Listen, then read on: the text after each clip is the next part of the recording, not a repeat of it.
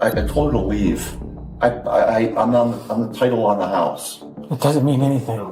You can't kick your wife out of the house if she doesn't want to leave. Well, she was physically attacking me, and I asked her to leave. So do you use that phone to call people, or does he exclusively use the phone to call people? It's my son's phone, so he uses it.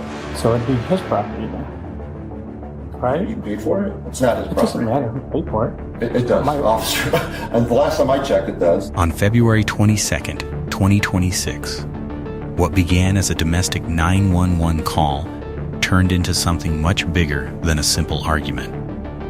A mother called for help, reportedly frightened and desperate, after a confrontation inside her home involving her husband, Brad, her son, broken phones, and claims that she had been forced out of the house.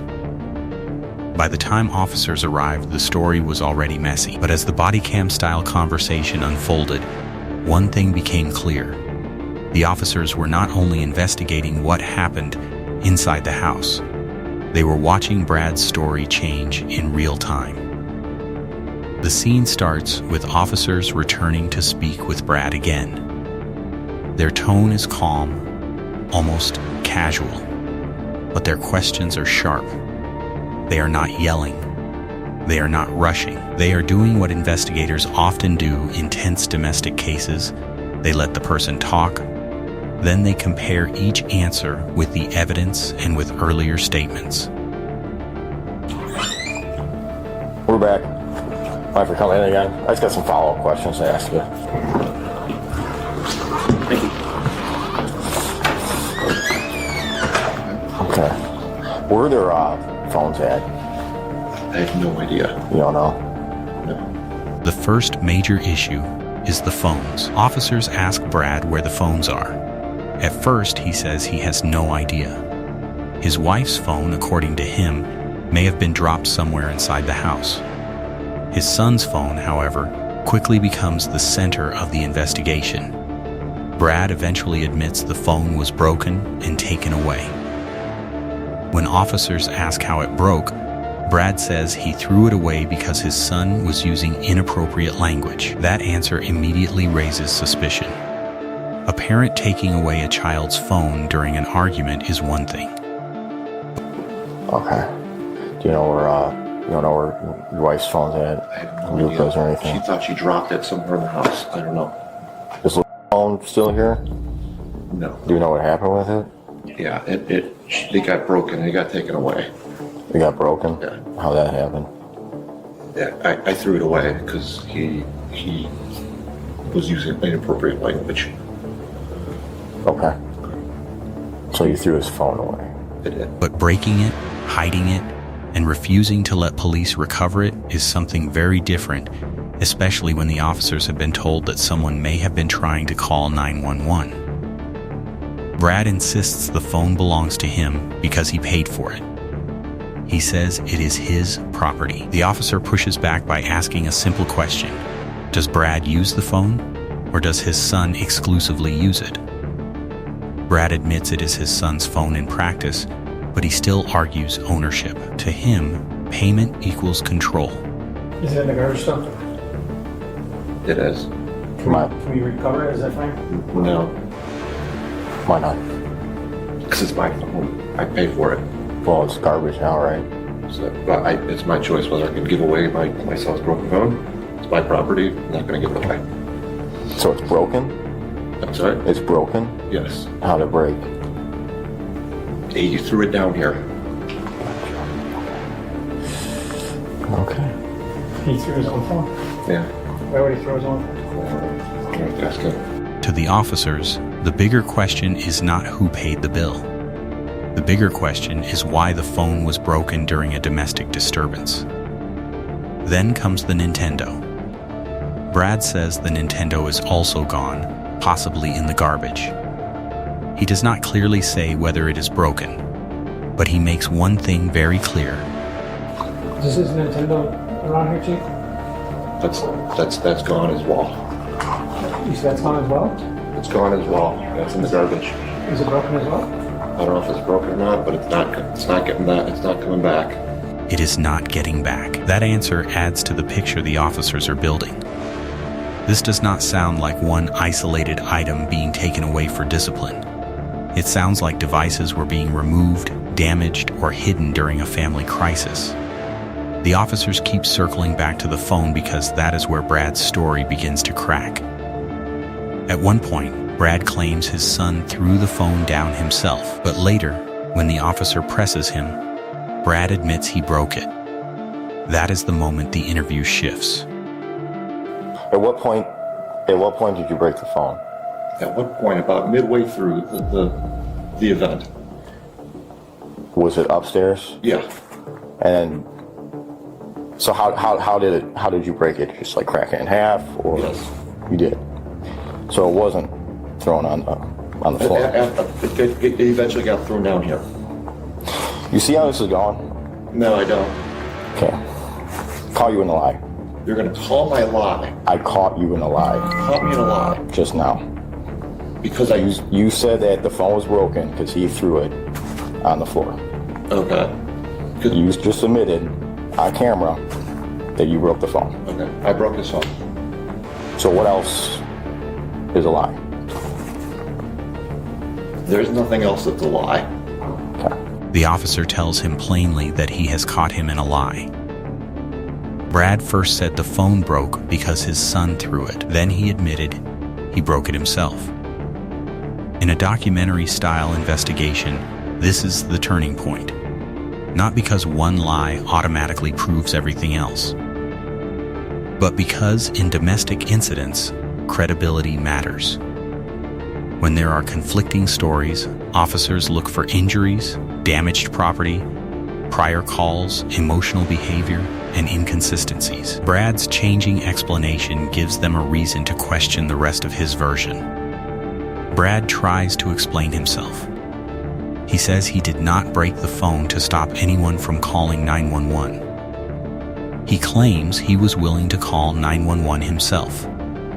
He says there were other devices in the house that could have been used.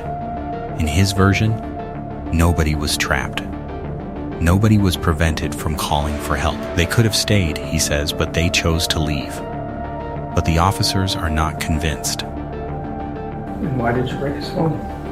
Not because he swore it. I just told you like 3 or 4 times. Because he said he was calling 911 and you didn't want him to call 911 at the time, right? I wanted it to be on camera. That is not what happened at all.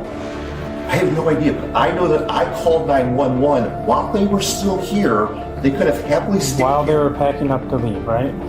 That's when you called? No, they were doing in the house. Their questions suggest they have already spoken with the wife and son. They tell Brad there are conflicting stories. They also suggest they were told that someone was trying to call 911 when the phone was taken and broken. That detail is serious. In a domestic situation, stopping someone from calling emergency services can change the entire legal meaning of what happened. Then the questioning moves from the phones to the physical confrontation. Brad says his wife touched him first. He claims the physical part happened upstairs after something involving a bowl breaking. He says his wife came after him and that the marks on his body prove it. He shows his hands and says he has nothing on them. He suggests his son may have caused a couple of marks because the son was in the middle, but he says most of the injuries came from his wife. This is his main defense. He was the victim. But the officers reveal another problem. Brad is not the only one with injuries. They tell him his wife and son also have injuries. Brad reacts with disbelief. But the officers give him the chance to explain how those injuries happened. His answer is limited. He says he did not touch his wife except while trying to get her out of the house. That statement creates the next major issue. The officer asks if Brad's wife lives there. Brad answers yes. She stays there every night. She has residency. The officer explains the law in plain language. Brad cannot kick his wife out of the house just because he is on the title. Brad tries to argue that he owns the house, but the officer shuts it down. Ownership on paper does not mean he can force a spouse out of the home during an argument. This part of the story matters because Brad seems to believe control of property gives him control over people. He paid for the phone, so he says it is his. He is on the house title, so he thinks he can tell his wife to leave. But the officers keep correcting that mindset. A phone used by the son is not simply a shield against investigation. A home where the wife lives is not a place she can be thrown out of because Brad says so. The conversation grows more tense when officers ask to search for the missing phone. Brad first appears open to checking the basement, but then suddenly pulls back. He asks if he is under arrest. He tells officers they do not have permission to go downstairs. He says they do not have a warrant. That is another important documentary moment. From Brad's perspective, he may believe he is protecting his property rights. From the officer's perspective, his refusal may look like he is trying to keep them away from evidence. The missing phone is not just a broken object anymore. It may show damage. It may show whether someone tried to call 911. It may support or weaken the claims made by the wife and son. Then a piece of the phone is reportedly found. That small detail carries weight. Broken property inside a home can speak when people contradict each other. A cracked device, a missing phone, a discarded game system, injuries on multiple people, and changing answers all begin to form a pattern. Brad continues asking whether he is under arrest. At first, an officer says no. But moments later, the situation changes. Brad is told to put his hands behind his back. He is under arrest. The transcript states that after what is described as a web of lies, Brad was arrested and charged with domestic battery. That does not mean the transcript alone proves final guilt in court. Charges are allegations until resolved legally. But from the officer's point of view at that moment, they had enough to take him into custody. What makes this case disturbing is not only the physical allegation, it is the control shown through the objects around the family. A phone is not just a phone during a domestic emergency. It is a lifeline. It is the way a child calls for help. It is the way a frightened spouse reaches the outside world. So when a phone is broken during an argument, officers do not treat it like normal household damage. They ask why it was broken, when it was broken, who broke it, and whether it happened before or after someone tried to contact emergency services. Brad's answers do not help him. He begins by denying knowledge. Then he says the phone was broken. Then he suggests his son caused it. Then he admits he broke it. Each version is slightly different, and each difference makes the officers lean in harder. The house itself becomes another symbol of control. Brad says he is on the title. The officer says it does not matter. That exchange is short, but powerful. Many domestic incidents are not only about one moment of violence, they are about control. Control over movement, control over communication, control over property, control over who gets to stay and who is told to leave. The officer's response cuts through that. If she lives there, she has a right to be there. The most human part of the story is the son. He is not just a background figure. The questions suggest he was close enough to the conflict to be physically involved or injured. He may have tried to call 911. His phone was broken. His Nintendo was taken or thrown away. Whether Brad saw that as discipline or property control, the officers saw it as part of the domestic incident. That is why this story feels like a documentary scene rather than a simple arrest report. The camera does not need dramatic music. The tension comes from the conversation itself. A man tries to explain what happened. Officers calmly compare his words to the facts. Every answer opens another door. Every contradiction tightens the frame. By the end, Brad is no longer controlling the conversation. The officers are, and that is the lesson inside this case. In a domestic call, the smallest details can become the biggest evidence. A broken phone, a missing device, a wife told to leave her own home, a child caught in the middle, a story that changes under pressure. The arrest does not come from one sentence. It comes from the whole picture. And in that picture, the officers appear to see more than an argument.